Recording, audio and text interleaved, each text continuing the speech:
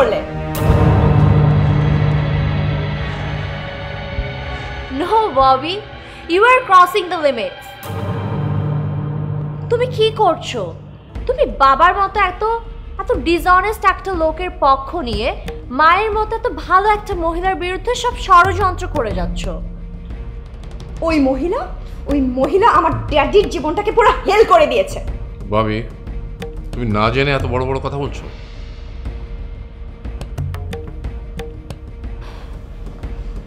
আমাদের তো দুটো মা। বড় মা বেঁচে থেকেও অনেক আগেই মারা গেছে। আর আমাদের মাকে তো বাবা নিজে মার্ডার করেছে।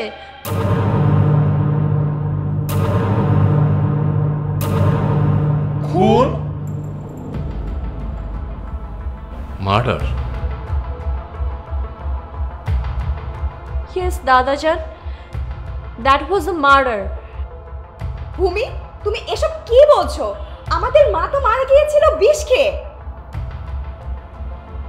আমি তো কিছুই জানি না। বলো তো বোন, ঘটনাটা কি?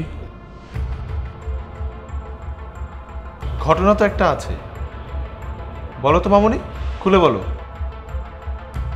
ওয়েট ববি, তুমি সত্য কথাটা শুনে যাও।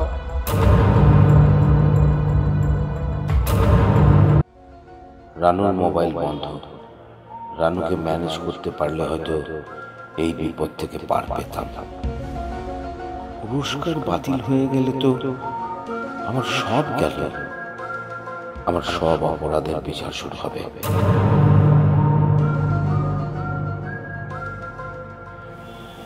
ভাইজান প্লিজ, আপনি একটু শান্ত হন।